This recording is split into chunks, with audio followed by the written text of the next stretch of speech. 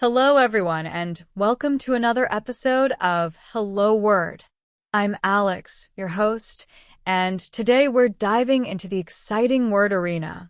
This word is a C1 level noun that means a sports or event venue.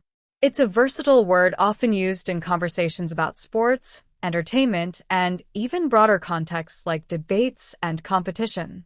An arena is typically a large, enclosed space where events like basketball games, concerts, or even circus performances take place. For example, the team played their final match in a packed arena, or we attended a live concert at the city's newest arena. Beyond physical spaces, the word can also be used metaphorically to describe a field of activity or competition, such as, she has entered the political arena with her groundbreaking ideas. Some synonyms for arena include stadium, auditorium, and amphitheater. Let's look at them in sentences. The soccer match was held in a massive stadium. The award show took place in a grand auditorium, and the play was performed in an open-air amphitheater. These words are often interchangeable depending on the context, but may have slight differences in meaning or usage. On the other hand, antonyms for arena could be wilderness or outdoors, which refer to spaces that are not enclosed or structured for events.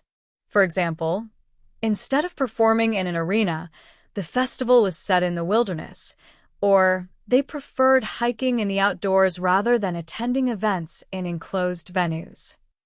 In everyday life, the word arena can pop up in many contexts. You might say, the championship game will be held in the city's main arena, or the debate was a fierce battle in the political arena.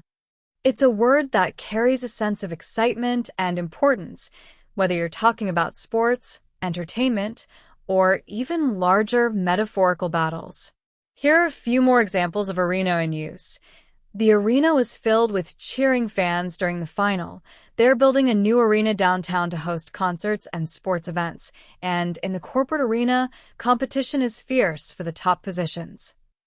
That wraps up our exploration of today's word, arena.